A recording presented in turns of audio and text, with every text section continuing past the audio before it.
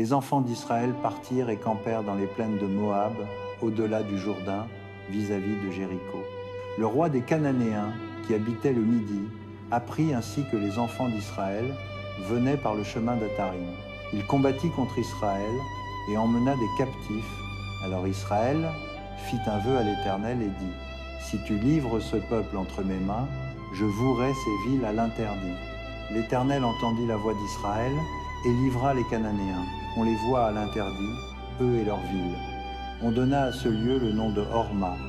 Ils partirent de la montagne de Hor par le chemin de la mer Rouge pour contourner le pays d'Édom. Le peuple s'impatienta en route et parla contre Dieu et contre Moïse. Pourquoi nous avez-vous fait monter hors d'Égypte pour que nous mourions dans le désert? Car il n'y a point de pain, il n'y a point d'eau, et notre âme a pris en dégoût ce misérable pain. Alors l'Éternel envoya contre le peuple des serpents brûlants. Ils mordirent le peuple, et il mourut beaucoup de gens en Israël. Le peuple vint à Moïse et dit : nous avons péché, car nous avons parlé contre l'Éternel et contre toi. Prie l'Éternel, afin qu'il éloigne de nous ces serpents. Moïse pria pour le peuple. L'Éternel dit à Moïse : fais-toi un serpent brûlant et place-le sur une perche. Quiconque aura été mordu et le regardera restera en vie. Moïse fit un serpent d'airain et le plaça sur une perche. Et quiconque avait été mordu par un serpent et regardait, le serpent d'airain restait en vie. Les enfants d'Israël partirent et campèrent à Oboth. Ils partirent d'Oboth et campèrent à Égéabarim, dans le désert qui est vis-à-vis de Moab, vers le soleil levant. De là, ils partirent et campèrent dans la vallée de Zéred. Ils partirent de là et campèrent au-delà de l'Arnon, qui est dans le désert, et sort de la frontière des Amoréens, car l'Arnon est la frontière de Moab, entre Moab et les Amoréens. C'est pourquoi il est dit dans le livre des guerres de l'Éternel, Vaeb en Soupha, et les vallées de l'Arnon, et le versant des vallées qui s'étend vers le Sidar et s'appuie sur la frontière de Moab. De là ils allèrent à Bir. C'est le puits dont l'Éternel dit à Moïse : rassemble le peuple, et je leur donnerai de l'eau. Alors Israël chanta ce cantique : montez, puis chantez en son honneur, puits que des princes ont creusé, que les grands du peuple ont creusé avec le sceptre, avec leurs bâtons. Du désert, ils allèrent à Matana, de Matana à Nahaliel, de Nahaliel à Bamoth, de Bamoth à la vallée qui est dans les champs de Moab, vers le sommet du Pisga, qui domine le désert. Israël envoya des messagers à Sihon, roi des Amoréens, pour lui dire : laisse-moi passer par ton pays, nous ne nous détournerons ni dans les champs ni dans les vignes, et nous ne boirons pas l'eau des puits, nous suivrons la route royale jusqu'à ce que nous ayons franchi ton territoire. Sihon n'accorda point à Israël le passage sur son territoire, il rassembla tout son peuple et sortit à la rencontre d'Israël dans le désert. Il vint à Jahath et combattit contre Israël. Israël le frappa du tranchant de l'épée et conquit son pays depuis l'Arnon jusqu'au Jabbok, jusqu'aux fils d'Ammon, car la frontière des fils d'Ammon était fortifiée. Israël prit toutes les villes et s'établit dans toutes les villes des Amoréens, à Hesbon et dans toutes les villes de son ressort. Car Hesbon était la ville de Sihon, roi des Amoréens. Il avait fait la guerre au précédent roi de Moab et lui avait enlevé tout son pays jusqu'à l'Arnon. C'est pourquoi les poètes disent : venez à Hesbon, que la ville de Sihon soit rebâtie et fortifiée. Car un feu est sorti de Hesbon, une flamme de la ville de Sihon. Elle a dévoré Ar en Moab, les maîtres des hauteurs de l'Arnon. Malheur à toi, Moab, tu es perdu, peuple de Kémosh. Il a livré ses fils en fuite et ses filles en captivité à Sihon, roi des Amoréens. Nous avons lancé sur eux nos traits. Hesbon est détruite jusqu'à Dibon. Nous avons ravagé jusqu'à Nopha, qui s'étend jusqu'à Medba. Israël s'établit ainsi dans le pays des Amoréens. Moïse envoya des espions à Jazer. Les enfants d'Israël en prirent les villes alentour et chassèrent les Amoréens qui y étaient. Puis ils se tournèrent et montèrent par le chemin de Bazan. Og, roi de Bazan, sortit à leur rencontre avec tout son peuple pour leur livrer bataille à Édréi. L'Éternel dit à Moïse : ne le crains point, car je le livre entre tes mains, lui, tout son peuple et son pays. Tu le traiteras comme tu as traité Sihon, roi des Amoréens, qui habitait à Hesbon. Ils le bâtirent, lui, ses fils et tout son peuple, sans qu'il en restât un seul, et ils prirent possession de son pays. Les enfants d'Israël partirent et campèrent dans les plaines de Moab, au-delà du Jourdain, vis-à-vis de Jéricho. Balak, fils de Tsippor, vit tout ce qu'Israël avait fait aux Amoréens. Moab eut une grande peur devant ce peuple, car il était nombreux. Moab fut saisi d'effroi devant les enfants d'Israël. Les Moabites dirent aux anciens de Madian, « Cette multitude va tout dévorer autour de nous, comme le bœuf dévore l'herbe des champs. » Balak, fils de Tsippor, était alors roi de Moab. Il envoya des messagers auprès de Balaam, fils de Béor, à Pétor sur le fleuve, dans le pays des fils de son peuple, pour l'appeler et lui dire, « Voici, un peuple est sorti d'Égypte. Il couvre la face de la terre, et il s'est établi vis-à-vis de moi. Viens donc, maudis-moi ce peuple, car il est plus puissant que moi. Peut-être pourrais-je le battre et le chasser du pays, car je sais que celui que tu bénis est béni, et que celui que tu maudis est maudit. » Les anciens de Moab et les anciens de Madian partirent, ayant avec eux le salaire de la divination. Ils arrivèrent auprès de Balaam et lui rapportèrent les paroles de Balak.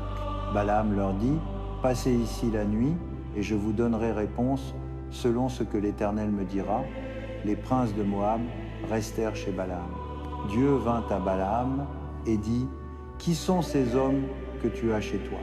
Balaam répondit à Dieu, « Balak, fils de Tsippor, roi de Moab, m'a fait dire, « Voici un peuple est sorti d'Égypte, il couvre la face de la terre. Viens donc, maudis-le-moi. Peut-être pourrais-je le combattre et le chasser. » Dieu dit à Balaam, « Tu n'iras pas avec eux, tu ne maudiras pas ce peuple, car il est béni. » Balaam se leva le matin et dit au prince de Balak, « Allez dans votre pays, car l'Éternel refuse de me laisser aller avec vous. » Les princes de Moab se levèrent et retournèrent auprès de Balak. Ils dirent, « Balaam a refusé de venir avec nous. » Balak envoya encore des princes plus nombreux et plus considérés que les premiers. Ils vinrent à Balaam et lui dirent, « Ainsi parle Balak, fils de Tsippor, que rien ne t'empêche de venir vers moi, car je te comblerai d'honneur et je ferai tout ce que tu me diras. Viens donc, maudis-moi ce peuple. » Balaam répondit et dit aux serviteurs de Balak, « Quand Balak me donnerait sa maison pleine d'argent et d'or, je ne pourrais transgresser l'ordre de l'Éternel, mon Dieu, pour faire une chose petite ou grande. Maintenant, passez la nuit ici, et je saurai ce que l'Éternel me dira encore. » Dieu vint à Balaam pendant la nuit et lui dit, « Puisque ces hommes sont venus pour t'appeler, lève-toi, va avec eux, mais tu ne feras que ce que je te dirai. » Balaam se leva le matin, sella son ânesse et partit avec les princes de Moab. La colère de Dieu s'enflamma parce qu'il était parti. L'ange de l'Éternel se plaça sur le chemin pour lui résister. Balaam était monté sur son ânesse, et ses deux serviteurs étaient avec lui. L'ânesse vit l'ange de l'Éternel qui se tenait sur le chemin, son épée nue à la main. Elle se détourna du chemin et alla dans les champs. Balaam frappa l'ânesse pour la ramener dans le chemin. L'ange de l'Éternel se plaça dans un sentier entre les vignes qui avait un mur de chaque côté. L'ânesse vit l'ange de l'Éternel, elle se serra contre le mur et serra le pied de Balaam contre le mur. Il la frappa de nouveau. L'ange de l'Éternel passa plus loin et se plaça dans un lieu étroit où il n'y avait point d'espace pour se détourner à droite ou à gauche. L'ânesse vit l'ange de l'Éternel. Elle se coucha sous Balaam. La colère de Balaam s'enflamma et il frappa l'ânesse avec un bâton. L'Éternel ouvrit la bouche de l'ânesse et elle dit à Balaam, « Que t'ai-je fait pour que tu m'aies frappé déjà 3 fois ?» Balaam répondit à l'ânesse, « Parce que tu t'es moqué de moi, si j'avais une épée à la main, je te tuerais à l'instant. » L'ânesse dit à Balaam, « Ne suis-je pas ton ânesse que tu as montée depuis toujours jusqu'à ce jour? Ai-je l'habitude de te faire ainsi ?» Il répondit, « Non. » L'Éternel ouvrit les yeux de Balaam, et Balaam vit l'ange de l'Éternel qui se tenait sur le chemin, son épée nue à la main. Il s'inclina et se prosterna sur son visage. L'ange de l'Éternel lui dit, « Pourquoi as-tu frappé ton ânesse déjà 3 fois? Voici, je suis sorti pour te résister, car ta voix est perverse devant moi. L'ânesse m'a vu et s'est détournée devant moi déjà 3 fois. Sans cela, je t'aurais tué et je l'aurais laissé vivre. » Balaam dit à l'ange de l'Éternel, « J'ai péché, car je ne savais pas que tu te tenais sur le chemin contre moi. Et maintenant, si cela te déplaît, je m'en retournerai. » L'ange de l'Éternel dit à Balaam, « Va avec ces hommes, mais tu ne diras que ce que je te dirai. » Et Balaam alla avec les princes de Balak. Lorsque Balak apprit que Balaam arrivait, il alla à sa rencontre jusqu'à la ville de Moab, qui est sur la frontière de l'Arnon, à l'extrémité de la frontière. Balak dit à Balaam, « Ne t'avais-je pas envoyé des messagers pour t'appeler? Pourquoi n'es-tu pas venu vers moi? Ne puis-je donc pas te combler d'honneur ?» Balaam répondit à Balak, « Voici, je suis venu vers toi. Maintenant, puis-je dire quoi que ce soit? Je dirai seulement ce que Dieu mettra dans ma bouche. » Balaam alla avec Balak et ils arrivèrent à Kiriath-Hutzot. Balak sacrifia des bœufs et des brebis et en envoya à Balaam et aux princes qui étaient avec lui. Le matin, Balak prit Balaam et le fit monter à Bamoth-Baal. De là, Balaam vit une partie du peuple. Balaam dit à Balak, « Bâtis-moi ici 7 autels et prépare-moi 7 taureaux et 7 béliers. » Balak fit comme Balaam avait dit, et ils offrirent un taureau et un bélier sur chaque autel. Balaam dit à Balak, « Tiens-toi ici près de ton holocauste, et moi j'irai là. Peut être que l'Éternel viendra à ma rencontre, et je te dirai ce qu'il me révélera. » Et il alla sur un lieu élevé. Dieu vint au-devant de Balaam, et Balaam lui dit, « J'ai dressé 7 autels, et j'ai offert un taureau et un bélier sur chaque autel. » L'Éternel mit une parole dans la bouche de Balaam, et dit, « Retourne vers Balak, et tu parleras ainsi. » Il retourna vers lui, et voici, Balak se tenait près de son holocauste, lui et tous les princes de Moab. Balaam prononça son oracle et dit, « Balak m'a fait descendre d'Aram, le roi de Moab m'a fait venir des montagnes de l'Orient. Viens, maudis-moi Jacob, viens, vous Israël, à l'exécration. Comment maudirai-je celui que Dieu n'a point maudit? Comment vouerai-je à l'exécration celui que l'Éternel n'a point maudit? De la cime des rochers je le vois, du haut des collines je le contemple. Voici un peuple qui habite à part et qui ne fait point partie des nations. Qui peut compter la poussière de Jacob et nombre le quart d'Israël? Que je meure de la mort des justes et que ma fin soit semblable à la leur. » Balak dit à Balaam, « Que m'as-tu fait? Je t'ai pris pour maudire mes ennemis, et voici, tu les bénis. » Il répondit et dit, « Ne dois-je pas prendre garde de dire ce que l'Éternel met dans ma bouche? » Balak lui dit, « Viens donc avec moi dans un autre lieu d'où tu pourras le voir. Tu n'en verras qu'une partie, tu n'en verras pas la totalité, et de là maudis-le-moi. » Il le mena au champ de Tsophim, sur le sommet du Pisga. Il bâtit 7 autels et offrit un taureau et un bélier sur chaque autel. Balaam dit à Balak, « Tiens-toi ici près de ton holocauste, et moi je m'éloignerai pour aller à la rencontre de l'Éternel. » L'Éternel vint au-devant de Balaam, mit une parole dans sa bouche et dit, « Retourne vers Balak, et tu parleras ainsi. » Il retourna vers lui, et voici, Balak se tenait près de son holocauste, avec les princes de Moab. Balak lui dit, « Qu'a dit l'Éternel ?» Balaam prononça son oracle et dit, « Lève-toi, Balak, et écoute, prête-moi l'oreille, fils de Tsippor. Dieu n'est point un homme pour mentir, ni fils d'un homme pour se repentir. Il a dit, ne le fera-t-il pas? Il a parlé, ne l'exécutera-t-il pas? Voici, j'ai reçu ordre de bénir. Il a béni, je ne le révoquerai point. Il n'aperçoit point d'iniquité en Jacob, il ne voit point de mal en Israël. L'Éternel, son Dieu, est avec lui. Il est acclamé comme roi au milieu de lui. Dieu les a fait sortir d'Égypte. Il est pour eux comme la vigueur du buffle. il n'y a point d'enchantement contre Jacob, ni de divination contre Israël. Au temps marqué, on dit de Jacob et d'Israël, que de choses Dieu a faites. Voici un peuple qui se lève comme une lionne et qui se dresse comme un lion. Il ne se couche point, qu'il n'ait dévoré sa proie et bu le sang de ses victimes. Balak dit à Balaam, ne les maudis pas du tout, mais ne les bénis pas non plus. Balaam répondit et dit à Balak, ne t'ai-je pas dit que je ferai tout ce que l'Éternel dira? Balak dit à Balaam, viens donc, je te mènerai dans un autre lieu. Peut être que Dieu trouvera bon que de là tu les maudisses pour moi. Balak mena Balaam au sommet du Péor, qui domine le désert.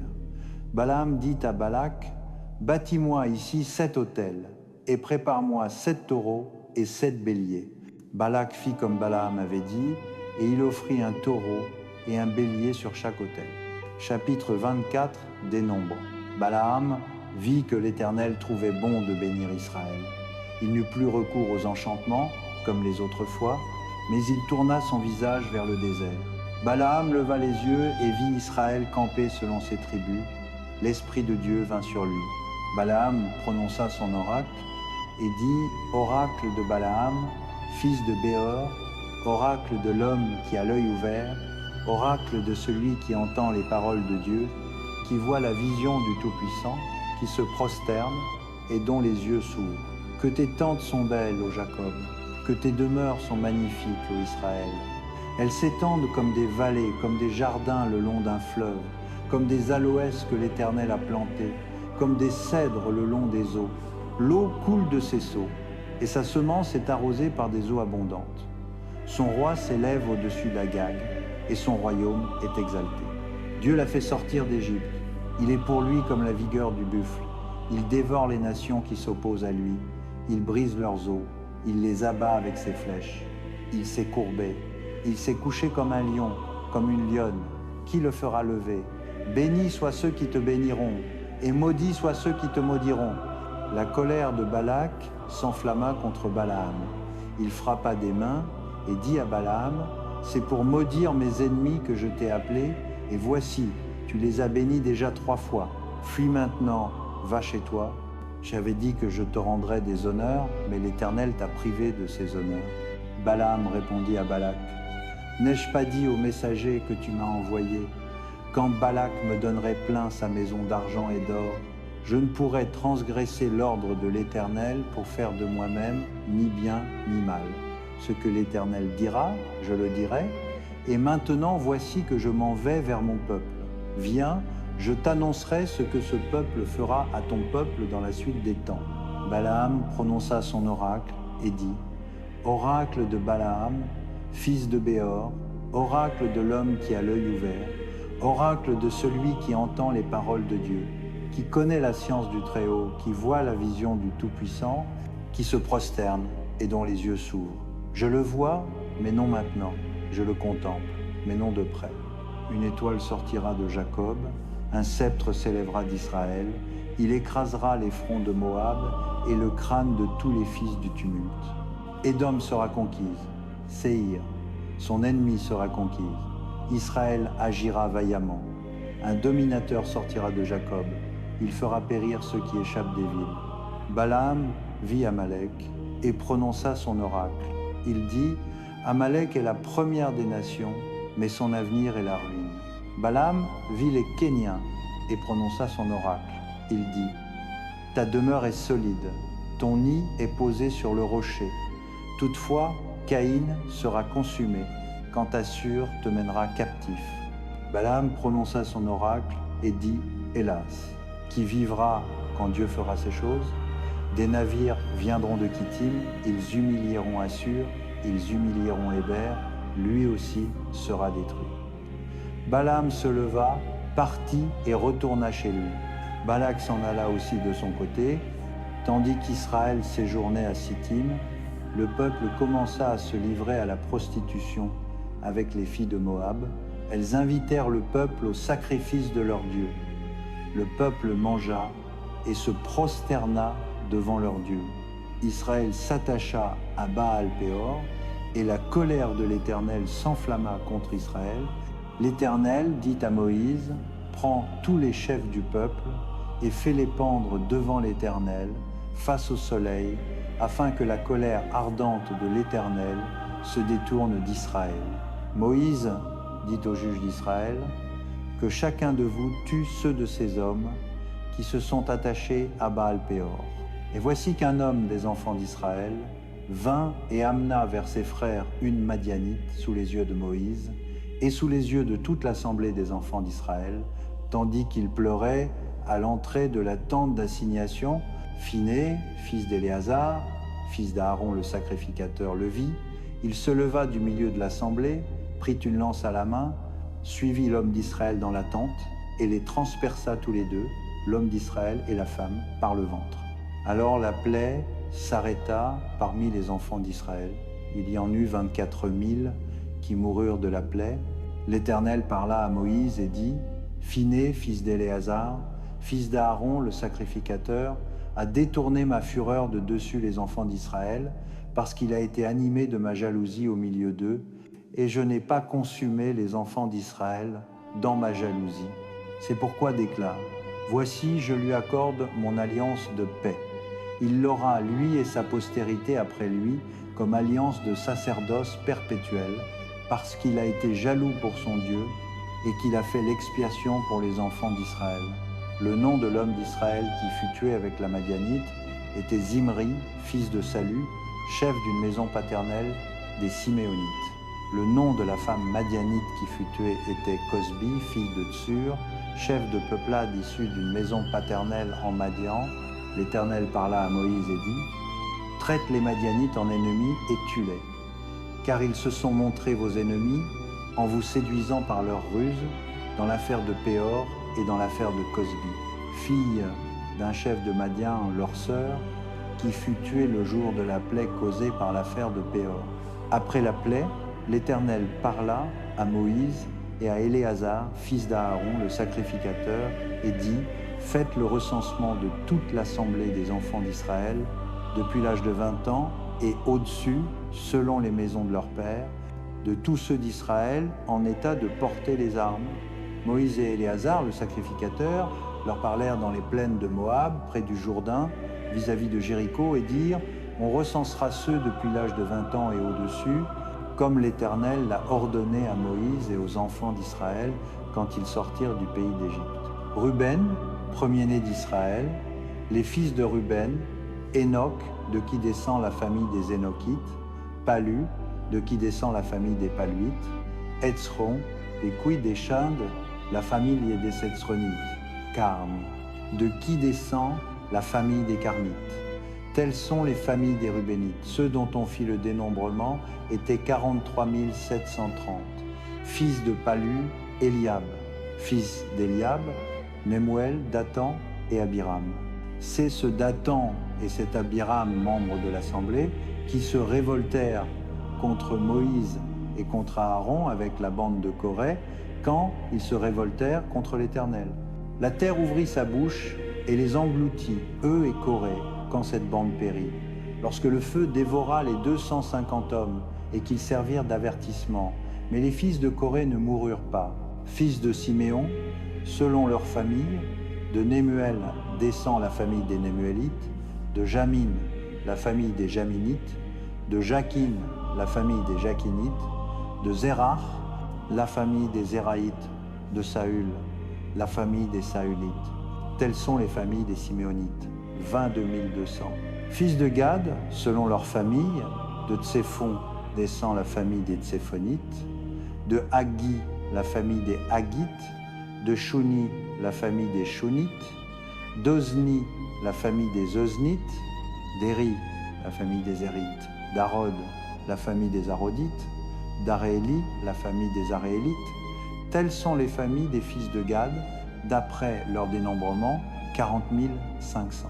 Fils de Juda, Er et Onan, mais Er et Onan moururent dans le pays de Canaan.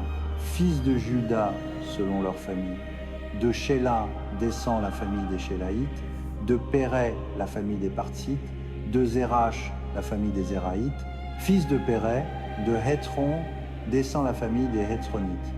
De Hamoul, la famille des Hamoulites. Telles sont les familles de Juda, d'après leur dénombrement, 76 500. Fils d'Issachar, selon leur famille. De Tola descend la famille des Tolaïtes. De Pouva, la famille des Punites. De Jashub, la famille des Jashubites. De Shimron, la famille des Shimronites. Telles sont les familles d'Issachar, d'après leur dénombrement, 64 300. Fils de Zabulon, selon leur famille. De Séred descend la famille des Sardites. D'Élon, la famille des Élonites. De Jaleel, la famille des Jaléelites. Telles sont les familles de Zabulon, d'après leur dénombrement, 60 500. Fils de Joseph, selon leur famille, Manassé et Éphraïm. Fils de Manassé, de Makir descend la famille des Makirites. Makir engendra Galaad. De Galaad descend la famille des Galaadites. Fils de Galaad, Jézer, de qui descend la famille des Jézrites. Élec, la famille des Élékites. Asriel, la famille des Asriélites. Sichem, la famille des Sichémites. Shemida, la famille des Shkémidaïtes. Épher, la famille des Éphrites. Tselofshad, fils de Épher, n'eut point de fils, mais il eut des filles. Les noms des filles de Tselofshad étaient Mahla, Noa, Ogla, Milka et Turtsa. Telles sont les familles de Manassé, d'après leur dénombrement, 52 700. Fils d'Éphraïm, selon leur famille, de Choutélach descend la famille des Choutalites, de Béker, la famille des Bakrites, de Tachan, la famille des Tachanites. Fils de Choutélach, d'Éran descend la famille des Éramites. Telles sont les familles des fils d'Éphraïm, d'après leur dénombrement, 32 500. Tels sont les fils de Joseph, selon leur famille. Fils de Benjamin, selon leur famille. De Béla descend la famille des Balites. d'Ashbel, la famille des Ashbérites. d'Ahiram, la famille des Ahiramites. De Shoupham, la famille des Shouphamites. De Upham, la famille des Uphamites. Fils de Béla, Ard et Naaman. d'Ard descend la famille des Ardites. De Naaman, la famille des Naamites. Telles sont les familles de Benjamin, d'après leur dénombrement, 45 600. Fils de Dan, selon leur famille. De Shoucham descend la famille des Shouchamites. Telles sont les familles de Dan, selon leur famille. Toutes les familles des Shouchamites, d'après leur dénombrement, 64 400. Fils d'Azé, selon leur famille. De Jimna descend la famille des Jimnites. De Jishvi, la famille des Jishvites. De Béria, la famille des Bérites. Des fils de Béria, de Héber descend la famille des Hébrites. De Malkiel, la famille des Malkiélites. Le nom de la fille d'Asser était Sérach. Telles sont les familles des fils d'Azer, d'après leur dénombrement, 53 400. Fils de Nephtali, selon leurs familles. De Yatsel descend la famille des Yatsélites. De Gouni, la famille des Gunites. De Yetzer, la famille des Jitzrites. De Shilem, la famille des Shilémites. Telles sont les familles de Nephtali, selon leur famille. D'après leur dénombrement, 45 400. Total des enfants d'Israël, d'après leur dénombrement, 601 730. L'Éternel parla à Moïse et dit, c'est à eux que le pays sera partagé en héritage, selon le nombre des noms. Tu donneras un héritage plus grand à un plus grand nombre et un héritage plus petit à un plus petit nombre. On donnera à chacun son héritage selon le dénombrement qu'on en aura fait. Le partage du pays se fera cependant par le sort. Ils recevront leur portion selon les noms des tribus de leurs pères. C'est par le sort que leur héritage sera partagé entre les plus nombreux et les moins nombreux. Voici les Lévites dont on fit le dénombrement selon leur famille. De Gershon descend la famille des Gershonites. De Kéhat, la famille des Kéhatites. De Merari, la famille des Merarites. Voici les familles de Lévi, la famille des Libnites, la famille des Hébronites, la famille des Malites, la famille des Mouchites, la famille des Coréites. Kéhat engendra Amram. Le nom de la femme d'Amram était Jochebed, fille de Lévi, qui naquit à Lévi en Égypte. Elle enfanta à Amram, Aaron, Moïse et Myriam, leur sœur. À Aaron naquirent Nadab et Abihu, Éléazar et Ithamar. Nadab et Abihu moururent lorsqu'ils apportèrent devant l'Éternel du feu étranger. Tous les mâles lévites, âgés d'1 mois et au-dessus, dont on fit le dénombrement, furent 23 000. Ils ne furent pas recensés avec les enfants d'Israël, parce qu'il ne leur fut point donné d'héritage au milieu des enfants d'Israël.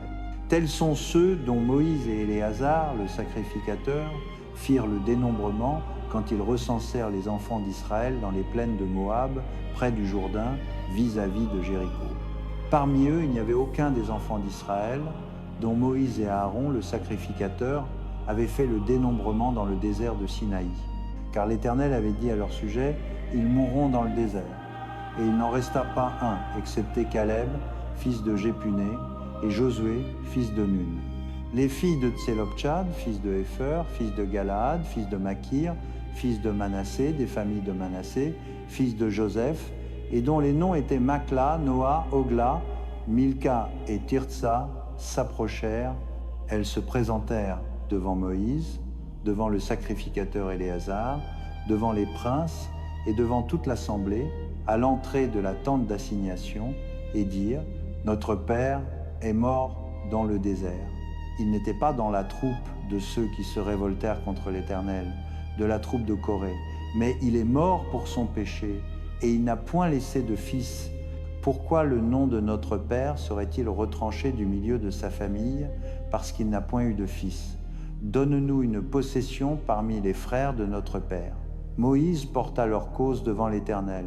L'Éternel dit à Moïse, « Les filles de Tselopchad ont raison. Tu leur donneras en héritage une possession parmi les frères de leur père, et tu feras passer à elles l'héritage de leur père. Tu parleras aux enfants d'Israël, et tu diras, « Lorsqu'un homme mourra sans laisser de fils, vous ferez passer son héritage à sa fille. S'il n'a point de fille, vous donnerez son héritage à ses frères. S'il n'a point de frères, vous donnerez son héritage aux frères de son père. S'il n'y a point de frères de son père, vous donnerez son héritage aux plus proches parents dans sa famille, et il en prendra possession. Ce sera pour les enfants d'Israël une loi et un droit, comme l'Éternel l'a ordonné à Moïse. » L'Éternel dit à Moïse, « Monte sur cette montagne d'Abarim, et regarde le pays que je donne aux enfants d'Israël. Tu le regarderas, et tu seras recueilli auprès de ton peuple comme Aaron ton frère a été recueilli, parce que vous avez été rebelles à mon ordre, dans le désert de Tsin, lors de la contestation de l'Assemblée, et que vous ne m'avez point sanctifié à leurs yeux à l'occasion des eaux. Ce sont là les eaux de Mériba à Kadès, dans le désert de Tsin. Moïse parla à l'Éternel et dit que l'Éternel, le Dieu des esprits de toute chair, établisse sur l'Assemblée un homme qui sorte devant eux et qui entre devant eux, qui les fasse sortir et qui les fasse entrer, afin que l'assemblée de l'Éternel ne soit pas comme des brebis qui n'ont point de berger. L'Éternel dit à Moïse, « Prends Josué, fils de Nun, homme en qui réside l'Esprit. Tu poseras ta main sur lui. Tu le feras se tenir devant le sacrificateur Éléazar et devant toute l'assemblée, et tu lui donneras des ordres en leur présence. Tu lui donneras de ton autorité, afin que toute l'assemblée des enfants d'Israël l'écoute. Il se tiendra devant le sacrificateur Éléazar, qui consultera pour lui le jugement de l'Urim devant l'Éternel.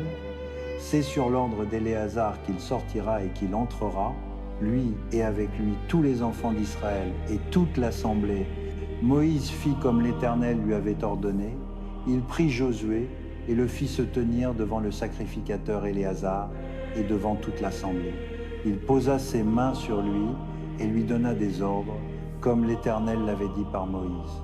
Chapitre 28 des Nombres. L'Éternel parla à Moïse et dit, « Donne cet ordre aux enfants d'Israël et dis-leur, vous aurez soin de me présenter, au temps fixé, mon offrande, mon pain avec les sacrifices consumés par le feu, qui sont d'une agréable odeur pour moi. Tu leur diras, voici l'offrande consumée par le feu que vous ferez à l'Éternel.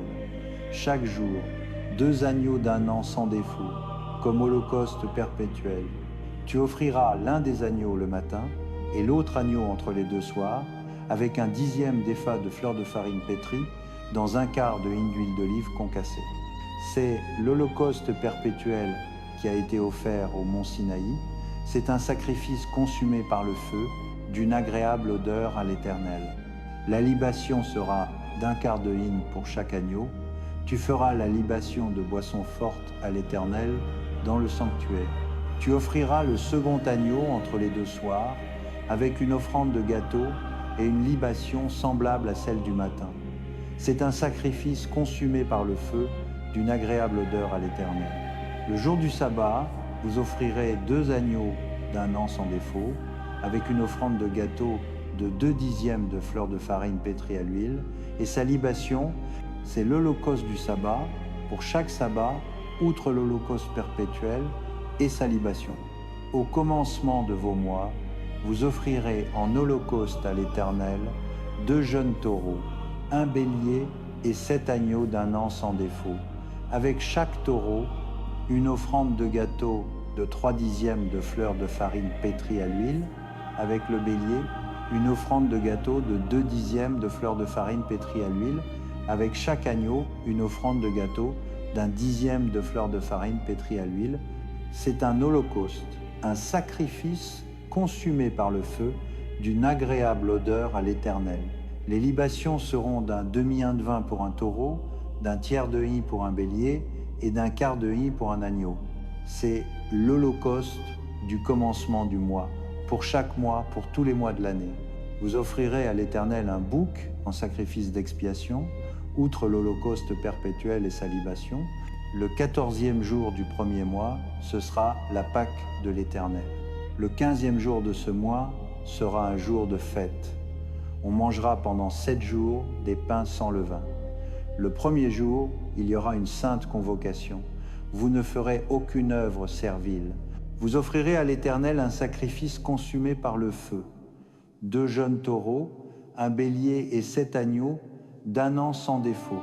Avec chaque taureau, une offrande de gâteau de 3/10 de fleur de farine pétrie à l'huile, avec le bélier, 2/10, avec chacun des 7 agneaux, 1/10. Vous offrirez un bouc en sacrifice d'expiation, afin de faire pour vous l'expiation. Vous offrirez ces sacrifices outre l'holocauste du matin, qui est l'holocauste perpétuel. Vous les offrirez chaque jour, pendant 7 jours, comme pain, comme sacrifice consumé par le feu, d'une agréable odeur à l'Éternel. On les offrira, outre l'holocauste perpétuel et sa libation, le 7e jour, vous aurez une sainte convocation. Vous ne ferez aucune œuvre servile. Le jour des premiers fruits, quand vous présenterez à l'Éternel une offrande nouvelle, lors de votre fête des semaines, vous aurez une sainte convocation. Vous ne ferez aucune œuvre servile. Vous offrirez en holocauste, d'une agréable odeur à l'Éternel, 2 jeunes taureaux, un bélier et 7 agneaux d'un an. Avec chaque taureau, une offrande de gâteau de 3/10 de fleur de farine pétrie à l'huile, avec le bélier, 2/10 avec chacun des 7 agneaux, 1/10. Vous offrirez un bouc afin de faire pour vous l'expiation. Vous offrirez ces sacrifices avec leur libation, outre l'holocauste perpétuel et son offrande de gâteau. Les animaux seront sans défaut. Chapitre des Nombres, le premier jour du 7e mois, vous aurez une sainte convocation. Vous ne ferez aucun ouvrage servile. Ce sera pour vous le jour des acclamations. Vous offrirez en holocauste, en odeur agréable à l'Éternel, un jeune taureau, un bélier et 7 agneaux d'un an sans défaut. Avec le taureau, vous présenterez en offrande de céréales 3/10 d'épha de fleur de farine pétrie à l'huile. Avec le bélier, 2/10. Et avec chacun des 7 agneaux, 1/10. Vous offrirez aussi un bouc en sacrifice d'expiation, afin de faire l'expiation pour vous. Ces offrandes s'ajouteront à l'holocauste mensuel et à son offrande de céréales, à l'holocauste perpétuel et à son offrande de céréales, et aux libations qui les accompagnent, selon l'ordonnance. Ce sont des sacrifices consumés par le feu, d'une odeur agréable à l'Éternel. Le 10e jour de ce 7e mois, vous aurez une sainte convocation, et vous affligerez vos âmes. Vous ne ferez aucun ouvrage. Vous offrirez en holocauste, en odeur agréable à l'Éternel, un jeune taureau, un bélier et 7 agneaux d'1 an sans défaut. Avec le taureau, vous présenterez en offrande de céréales 3/10 d'épha de fleurs de farine pétrie à l'huile, avec le bélier 2/10, et avec chacun des 7 agneaux 1/10. Vous offrirez aussi un bouc en sacrifice d'expiation, outre le sacrifice d'expiation du jour des expiations, l'holocauste perpétuel avec son offrande de céréales et leur libation. Le 15e jour du 7e mois, vous aurez une sainte convocation, vous ne ferez aucun ouvrage servile, et vous célébrerez une fête à l'Éternel pendant 7 jours. Vous offrirez en holocauste, en sacrifice consumé par le feu, d'une odeur agréable à l'Éternel, 13 jeunes taureaux, 2 béliers et 14 agneaux d'1 an sans défaut. Avec chacun des 13 taureaux, vous présenterez en offrande de céréales 3/10 d'épha de fleurs de farine pétrie à l'huile. Avec chacun des 2 béliers, 2/10, et avec chacun des 14 agneaux, 1/10, vous offrirez aussi un bouc en sacrifice d'expiation, outre l'holocauste perpétuel, son offrande de céréales et sa libation. Le second jour, vous offrirez 12 jeunes taureaux, 2 béliers, 14 agneaux d'1 an sans défaut, avec l'offrande de céréales et les libations pour les taureaux, les béliers et les agneaux, selon leur nombre et l'ordonnance. Et un bouc en sacrifice d'expiation, outre l'holocauste perpétuel, son offrande de céréales et leur libation. Le 3e jour, vous offrirez 11 taureaux, 2 béliers, 14 agneaux d'1 an sans défaut, avec l'offrande de céréales et les libations pour les taureaux, les béliers et les agneaux, selon leur nombre et l'ordonnance. Et un bouc en sacrifice d'expiation, outre l'holocauste perpétuel, son offrande de céréales et sa libation. Le 4e jour, vous offrirez 10 taureaux, 2 béliers, 14 agneaux d'1 an sans défaut, avec l'offrande de céréales et les libations pour les taureaux, les béliers et les agneaux, selon leur nombre et l'ordonnance, et un bouc en sacrifice d'expiation, outre l'holocauste perpétuel, son offrande de céréales et sa libation.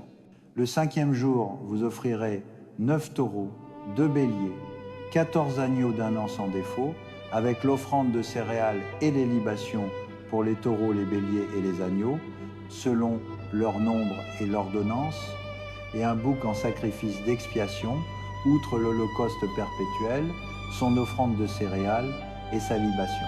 Le 6e jour, vous offrirez 8 taureaux, 2 béliers, 14 agneaux d'1 an sans défaut, avec l'offrande de céréales et les libations pour les taureaux, les béliers et les agneaux, selon leur nombre et l'ordonnance, et un bouc en sacrifice d'expiation, outre l'holocauste perpétuel, son offrande de céréales et sa libation. Le 7e jour, vous offrirez 7 taureaux, 2 béliers, 14 agneaux d'1 an sans défaut, avec l'offrande de céréales et les libations pour les taureaux, les béliers et les agneaux, selon leur nombre et l'ordonnance, et un bouc en sacrifice d'expiation, outre l'holocauste perpétuel, son offrande de céréales et sa libation. Le 8e jour, vous aurez une assemblée solennelle, vous ne ferez aucun ouvrage servile, vous offrirez en holocauste, en sacrifice consumé par le feu, d'une odeur agréable à l'Éternel, un taureau, un bélier, 7 agneaux d'1 an sans défaut, avec l'offrande de céréales et les libations pour le taureau, le bélier et les agneaux, selon leur nombre et l'ordonnance, et un bouc en sacrifice d'expiation, outre l'holocauste perpétuel, son offrande de céréales et sa libation. Vous offrirez cela à l'Éternel dans vos fêtes fixées, outre ce que vous offrirez en accomplissement d'un vœu ou en offrande volontaire, holocauste, offrande de céréales, libation et sacrifice de communion. Moïse dit aux enfants d'Israël tout ce que l'Éternel lui avait ordonné. Moïse parla aux chefs des tribus des enfants d'Israël et dit « Voici ce que l'Éternel ordonne. Quand un homme fera un vœu à l'Éternel ou un serment pour s'imposer une obligation, il ne violera point sa parole. Il accomplira tout ce qui est sorti de sa bouche. Quand une femme, dans sa jeunesse et encore dans la maison de son père, fera un vœu à l'Éternel et s'imposera une obligation, si son père l'apprend et ne lui dit rien, tous ses vœux et toutes les obligations qu'elle s'est imposées demeureront valables. Mais si son père les désapprouve le jour où il en prend connaissance, tous ses vœux et toutes les obligations qu'elle s'est imposées seront nuls. L'Éternel lui pardonnera parce que son père les a désapprouvés. Si elle se marie après avoir fait des vœux ou après une parole échappée de ses lèvres par laquelle elle s'est imposée une obligation, et si son mari l'apprend et ne lui dit rien le jour où il en prend connaissance, ses vœux et les obligations qu'elle s'est imposées demeureront valables. Mais si son mari les désapprouve, le jour où il en prend connaissance, il annulera le vœu qu'il a lié et la parole échappée de ses lèvres par laquelle elle s'est imposée une obligation, l'Éternel lui pardonnera. Quant aux vœux d'une veuve ou d'une femme répudiée, tout ce par quoi elle s'est liée une obligation lui demeurera valable. Si une femme mariée fait des vœux ou s'impose une obligation par un serment, et si son mari l'apprend, ne lui dit rien et ne les désapprouve pas, tous ses vœux et toutes les obligations qu'elle s'est imposées demeureront valables. Mais si son mari les annule le jour où il en prend connaissance, tout ce qui est sorti de ses lèvres comme vœu ou comme obligation ne demeurera pas valable, son mari les a annulés et l'Éternel lui pardonnera. Son mari peut ratifier ou annuler tout vœu ou tout serment par lequel elle s'oblige à s'affliger l'âme. S'il garde silence envers elle de jour en jour, il ratifie ainsi tous les vœux et toutes les obligations qu'elle s'est imposées. Il les ratifie parce qu'il a gardé le silence le jour où il en a pris connaissance.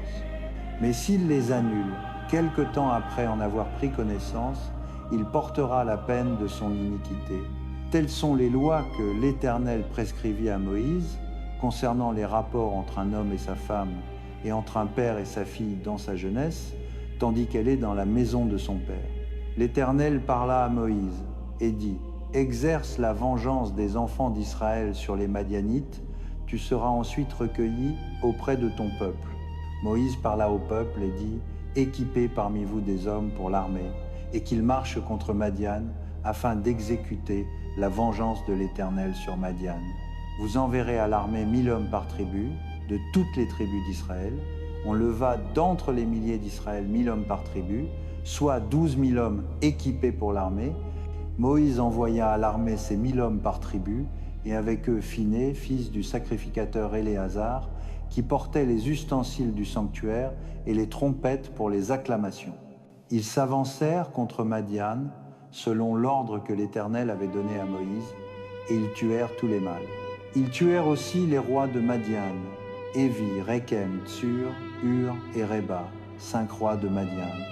Ils tuèrent aussi par l'épée Balaam, fils de Béor. Les enfants d'Israël firent prisonnières les femmes des Madianites et leurs petits-enfants, et ils pillèrent tout leur bétail, tous leurs troupeaux et toutes leurs richesses. Ils incendièrent toutes les villes qu'ils habitaient et tous leurs campements. Ils prirent toutes les dépouilles et tout le butin, personnes et bêtes, et ils amenèrent les captifs, le butin et les dépouilles, à Moïse, au sacrificateur Éléazar et à l'assemblée des enfants d'Israël, campés dans les plaines de Moab, près du Jourdain, vis-à-vis de Jéricho. Moïse, le sacrificateur Éléazar et tous les princes de l'assemblée sortirent à leur rencontre hors du camp. Moïse s'irrita contre les chefs de l'armée, les chefs de milliers et les chefs de centaines, qui revenaient de l'expédition. Il leur dit : « Pourquoi avez-vous laissé la vie à toutes les femmes ? Voici, ce sont elles qui, sur la parole de Balaam, ont entraîné les enfants d'Israël à l'infidélité envers l'Éternel dans l'affaire de Péor, ce qui a causé la plaie dans l'assemblée de l'Éternel. Maintenant, tuez tous les enfants mâles et tuez toute femme qui a connu un homme en couchant avec lui, mais laissez en vie toutes les filles qui n'ont point connu la couche d'un homme, et qu'elles soient pour vous, et vous, campez pendant 7 jours hors du camp, tous ceux qui ont tué quelqu'un et tous ceux qui ont touché un mort, vous vous purifierez le 3e et le 7e jour, vous et vos prisonniers. Vous purifierez aussi tout vêtement, tout objet de peau, tout ouvrage de poil de chèvre et tout ustensile de bois. Le sacrificateur Éléazar dit aux hommes de l'armée qui étaient allés à la guerre : voici ce qui est ordonné par la loi que l'Éternel a prescrite à Moïse. L'or, l'argent, l'airain, le fer, l'étain et le plomb, tout objet qui peut supporter le feu, vous le ferez passer par le feu pour qu'il soit pur, mais c'est par l'eau de purification qu'il sera purifié. Tout ce qui ne peut supporter le feu, vous le ferez passer par l'eau. Vous laverez aussi vos vêtements le 7e jour et vous serez purs. Ensuite, vous pourrez entrer dans le camp. L'Éternel dit à Moïse, « Toi, le sacrificateur Éléazar et les chefs de maison de l'assemblée, faites le compte du butin, des personnes et des animaux qui ont été pris. Divise le butin entre les combattants qui sont allés à l'armée et toute l'assemblée. Tu prélèveras sur la part des soldats qui sont allés à l'armée un tribut pour l'Éternel, 1 sur 500, tant des personnes que des bœufs, des ânes et des brebis. Tu prendras cela sur leur moitié et tu le donneras au sacrificateur Éléazar comme une offrande à l'Éternel. Et sur la moitié des enfants d'Israël, tu prélèveras 1 sur 50, tant des personnes que des bœufs, des ânes et des brebis, de tout animal. Tu le donneras aux Lévites qui ont la garde du tabernacle de l'Éternel. Moïse et le sacrificateur Éléazar firent comme l'Éternel l'avait ordonné à Moïse. Le butin, ce qui restait du pillage qu'avaient fait les hommes de l'armée, était de 675 000 brebis, 72 000 bœufs, 61 000 ânes et 32 000 personnes, des femmes qui n'avaient point connu la couche d'un homme.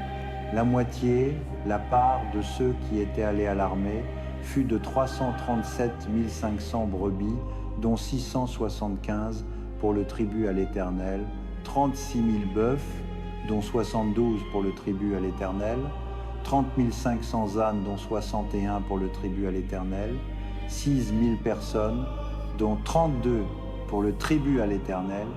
Moïse donna au sacrificateur Éléazar le tribut réservé comme offrande à l'Éternel, selon l'ordre que l'Éternel lui avait donné. La moitié appartenant aux enfants d'Israël, que Moïse avait séparée de celle des combattants, la moitié pour l'assemblée fut de 337 500 brebis, 36 000 bœufs, 30 500 ânes et 16 000 personnes.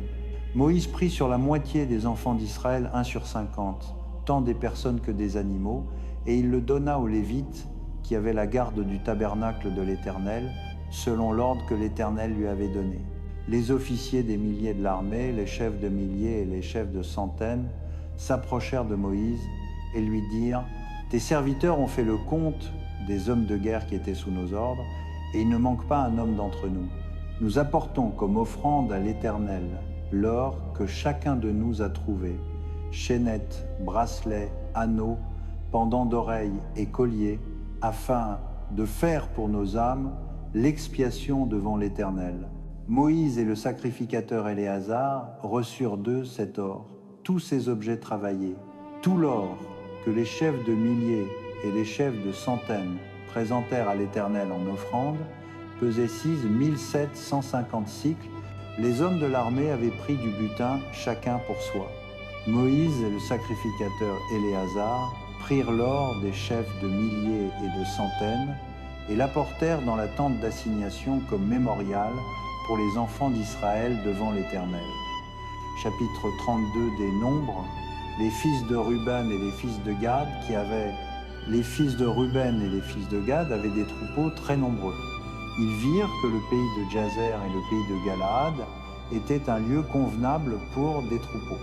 Les fils de Gad et les fils de Ruben vinrent trouver Moïse, Éléazar, le sacrificateur, et les princes de l'assemblée, et ils dirent « Ataroth, Dibon, Jazer, Nimra, Hesbon, Éléalé, Sébam, Nebo et Béon, le pays que l'Éternel a frappé devant l'assemblée d'Israël, est un pays convenable pour des troupeaux, et tes serviteurs ont des troupeaux. » Ils ajoutèrent « Si nous avons trouvé grâce à tes yeux, que ce pays soit donné en propriété à tes serviteurs, ne nous fais pas passer le Jourdain. » Moïse répondit aux fils de Gad et aux fils de Ruben, « Vos frères iront-ils à la guerre, et vous, resterez-vous ici?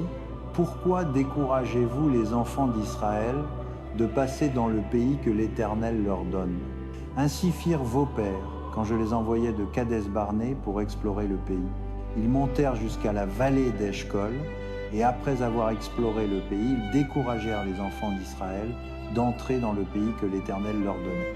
La colère de l'Éternel s'enflamma ce jour-là, et il jura en disant « Ces hommes qui sont montés d'Égypte depuis l'âge de 20 ans et au-dessus ne verront point le pays que j'ai juré à Abraham, à Isaac et à Jacob, parce qu'ils n'ont pas suivi pleinement ma voie, excepté Caleb, fils de Jephunnée, le Kénizien, et Josué, fils de Nun, parce qu'ils ont pleinement suivi l'Éternel.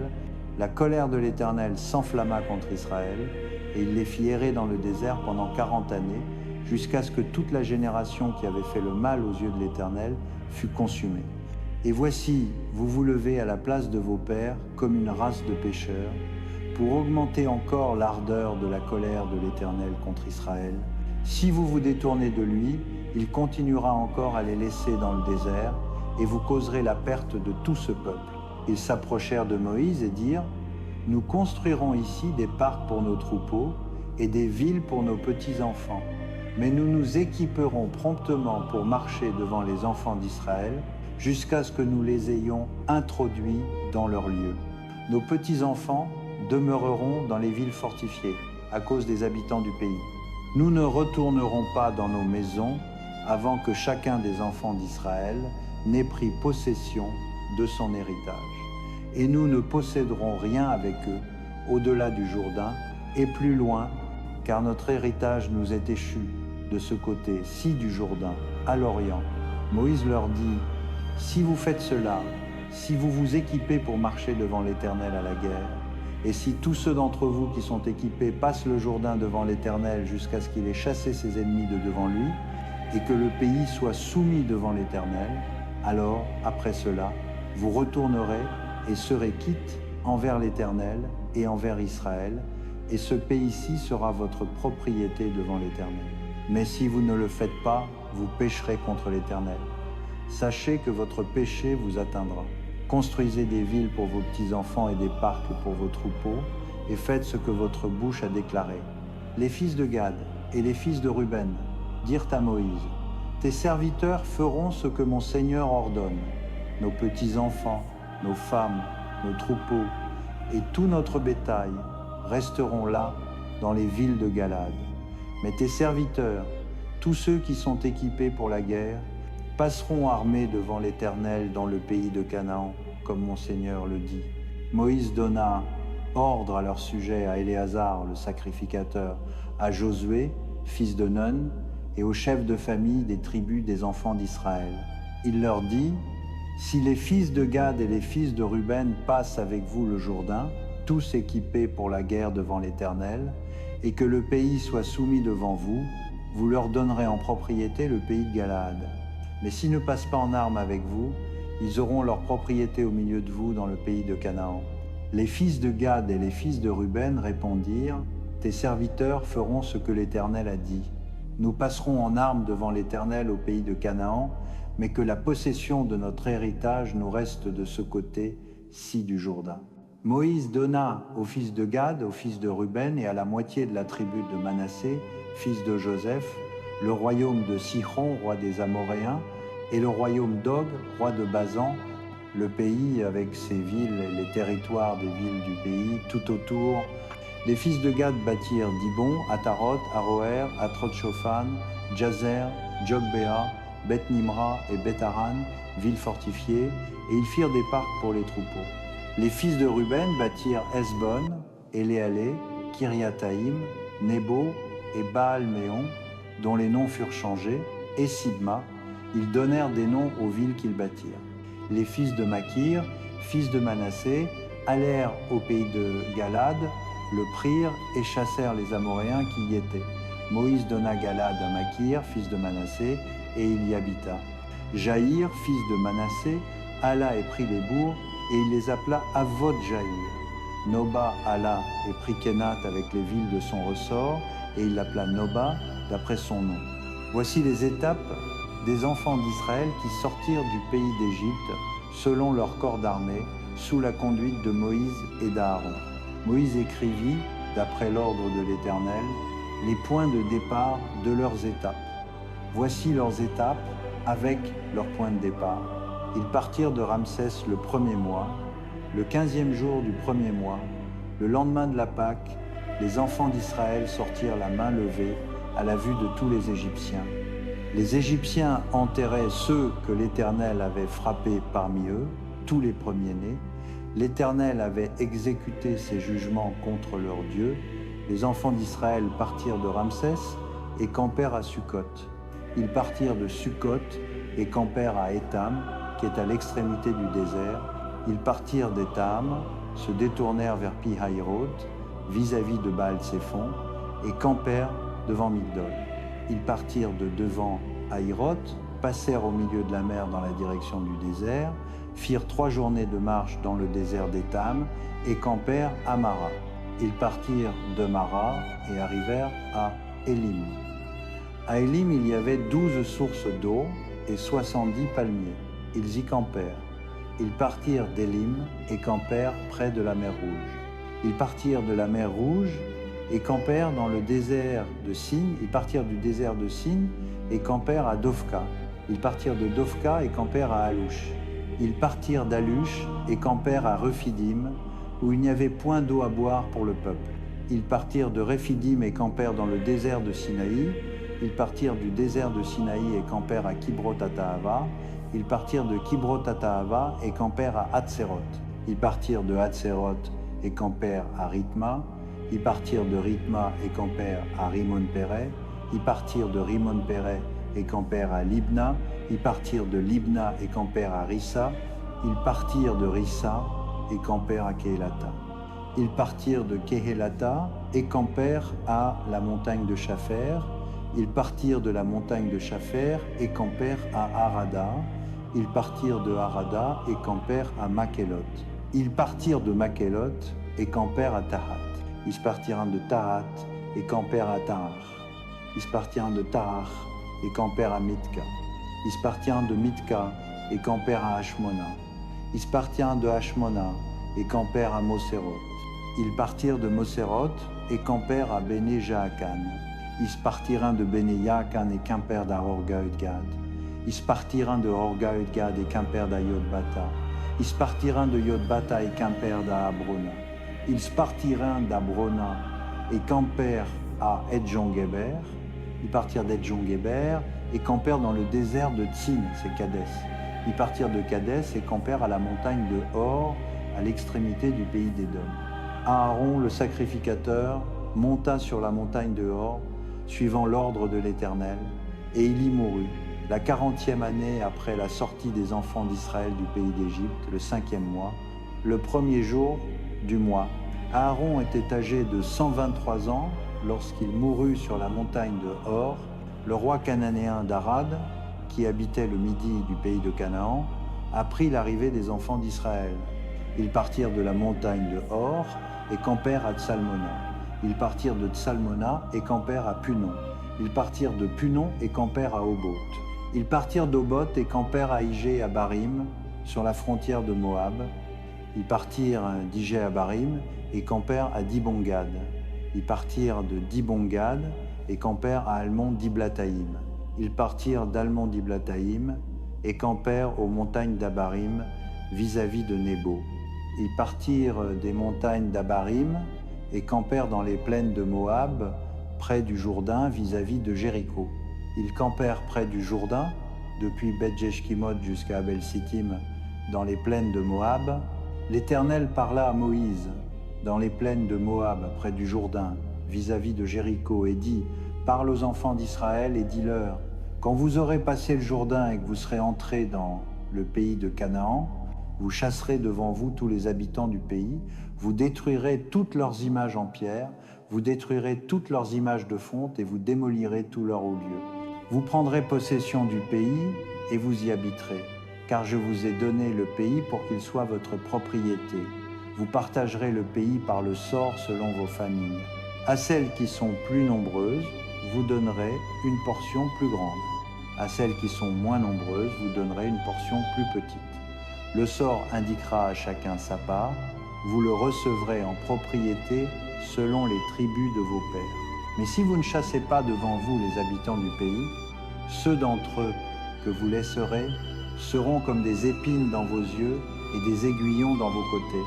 Ils vous opprimeront dans le pays où vous habiterez, et je vous traiterai comme j'avais résolu de les traiter. L'Éternel parla à Moïse et dit : Donne cet ordre aux enfants d'Israël, et dis-leur : Quand vous entrerez dans le pays de Canaan, voici le pays qui vous échera en héritage. Le pays de Canaan, selon ses frontières. Le côté méridional commencera au désert de Tsin près d'Édom. Ainsi, votre frontière méridionale partira de l'extrémité de la mer Salée vers l'Orient. Elle tournera au midi de la montée d'Akrabim, passera par Tsin et s'étendra jusqu'au midi de Kadès Barnée. Elle continuera vers Hatsar Addar et passera par Hatzmon. De Hatzmon, la frontière tournera vers le torrent d'Égypte et aboutira à la mer.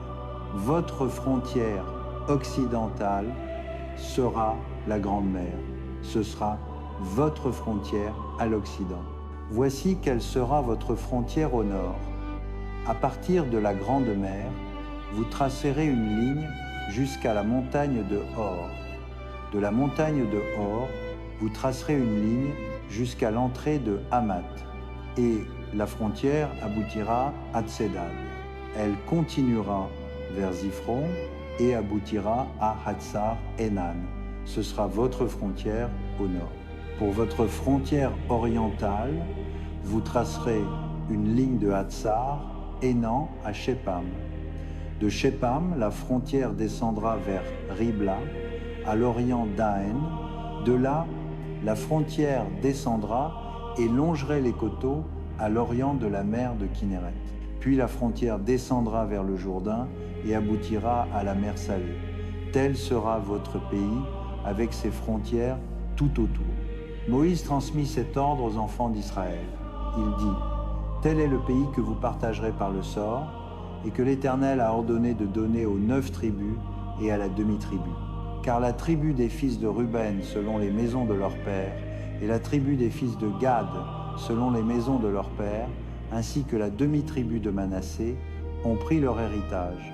Ces 2 tribus et la demi-tribu ont pris leur héritage de ce côté-ci du Jourdain, vis-à-vis de Jéricho, vers l'Orient, au Levant. L'Éternel parla à Moïse et dit : Voici les noms des hommes qui partageront le pays entre vous, le sacrificateur Éléazar et Josué, fils de Nun. Vous prendrez aussi un prince de chaque tribu pour faire le partage du pays. Voici les noms de ces hommes. Pour la tribu de Juda, Caleb, fils de Jephuné. Pour la tribu de Siméon, Shemuel, fils d'Amihud. Pour la tribu de Benjamin, Élidad, fils de Kislo. Pour la tribu de Dan, le prince Bouki, fils de Jogli. Pour les fils de Joseph. Pour la tribu de Manassé, le prince Aniel, fils d'Éphod. Et pour la tribu d'Éphraïm, le prince Kemuel, fils de Shiftan. Pour la tribu de Zabulon, le prince Élitsapha, fils de Parnak. Pour la tribu d'Issachar, le prince Paltiel, fils d'Azan. Pour la tribu d'Azé, le prince Aïoud, fils de Shelomi. Pour la tribu de Nephtali, le prince Pédaël, fils d'Amihud. Ce sont là ceux que l'Éternel ordonna de partager l'héritage entre les enfants d'Israël dans le pays de Canaan. Chapitre 35 des Nombres. L'Éternel parla à Moïse dans les plaines de Moab, près du Jourdain, vis-à-vis de Jéricho. Il dit : Ordonne aux enfants d'Israël qu'ils donnent aux Lévites, sur l'héritage qu'ils posséderont, des villes pour habitation. Vous donnerez aussi aux Lévites les banlieues de ces villes tout autour. Ils auront les villes pour y habiter, et les banlieues seront pour leur bétail, pour leurs biens et pour tous leurs animaux. Les banlieues des villes que vous donnerez aux Lévites auront, depuis le mur de la ville en dehors, 1000 coudées tout autour.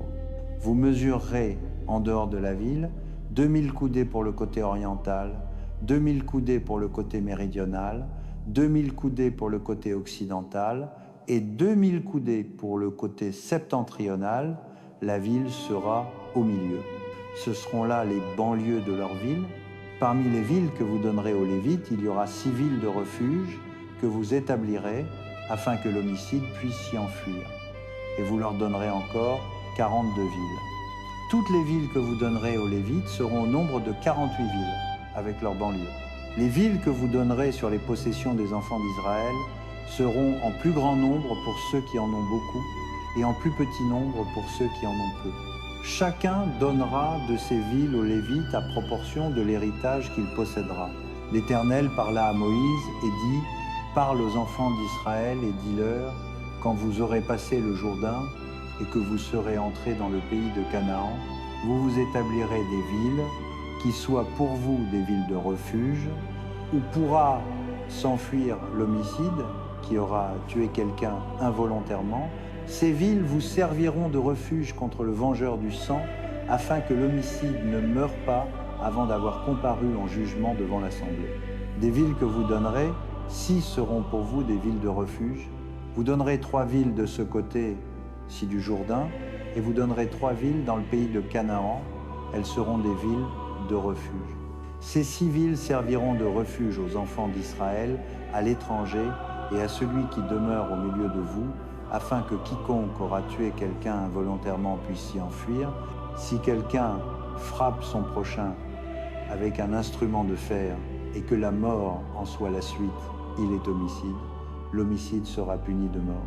Si quelqu'un frappe son prochain avec une pierre qu'il tient à la main et dont on puisse mourir, et que la mort en soit la suite, il est homicide. L'homicide sera puni de mort. Ou si quelqu'un frappe son prochain avec un instrument de bois qu'il tient à la main et dont on puisse mourir, et que la mort en soit la suite, il est homicide, l'homicide sera puni de mort. Le vengeur du sang fera mourir l'homicide, quand il le rencontrera, il le tuera.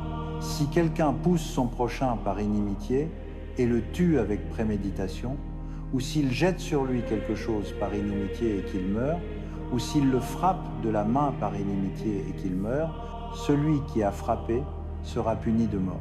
Il est homicide. Le vengeur du sang tuera l'homicide quand il le rencontrera. Mais si quelqu'un pousse son prochain subitement et sans inimitié, ou jette sur lui quelque chose sans préméditation, ou fait tomber sur lui par inadvertance une pierre qui puisse causer la mort, et qu'il meurt, sans avoir été son ennemi ni avoir cherché son mal, voici les lois d'après lesquelles l'Assemblée jugera entre celui qui a frappé et le vengeur du sang. L'Assemblée délivrera l'homicide de la main du vengeur du sang et le fera retourner dans la ville de refuge où il s'était enfui. Il y demeurera jusqu'à la mort du souverain sacrificateur qu'on a oint de l'huile sainte. Si l'homicide sort du territoire de la ville de refuge où il s'est enfui, et si le vengeur du sang le trouve hors du territoire de la ville de refuge, et que le vengeur du sang tue l'homicide, il ne sera pas coupable de meurtre, car l'homicide doit demeurer dans sa ville de refuge jusqu'à la mort du souverain sacrificateur. Et après la mort du souverain sacrificateur, l'homicide pourra retourner dans le pays qu'il possède. Ce sera pour vous une loi de jugement de génération en génération dans tous vos lieux d'habitation. Quiconque tuera quelqu'un sera mis à mort sur la déposition de témoins. Un seul témoin ne suffira pas pour faire condamner une personne à mort. Vous n'accepterez point de rançon pour la vie d'un meurtrier condamné à mort, car il doit être mis à mort. Vous n'accepterez point de rançon pour laisser revenir dans son pays celui qui s'est enfui dans une ville de refuge avant la mort du souverain sacrificateur. Vous ne souillerez point le pays où vous serez, car le sang souille le pays, et il ne se fera pour le pays aucune expiation du sang qui y sera répandu que par le sang de celui qui l'aura répandu. Vous ne souillerez point le pays où vous habitez et au milieu duquel j'habite, car je suis l'Éternel qui habite au milieu des enfants d'Israël. Chapitre 36 des Nombres. Les chefs de famille de la maison paternelle des fils de Galad, fils de Makir, fils de Manassé, des familles des fils de Joseph, s'approchèrent et parlèrent devant Moïse et devant les princes, chefs de famille des enfants d'Israël. Ils dirent : l'Éternel a ordonné à mon Seigneur de donner le pays en héritage par le sort aux enfants d'Israël. Et mon Seigneur a reçu de l'Éternel l'ordre de donner l'héritage de Tselopshad, notre frère, à ses filles, Si elles se marient à des fils d'une autre tribu des enfants d'Israël, leur héritage sera retranché de l'héritage de nos pères et ajouté à l'héritage de la tribu à laquelle elles appartiendront. Ainsi, il sera retranché de l'héritage que nous avons reçu par le sort. Et quand viendra le jubilé pour les enfants d'Israël, leur héritage sera ajouté à l'héritage de la tribu à laquelle elles appartiendront, et leur héritage sera retranché de l'héritage de la tribu de nos pères. Moïse transmit cet ordre aux enfants d'Israël sur l'ordre de l'Éternel. Il dit « La tribu des fils de Joseph a raison. Voici ce que l'Éternel ordonne au sujet des filles de Tselopshad. Elles se marieront à qui elles voudront, pourvu qu'elles se marient dans une famille de la tribu de leur père.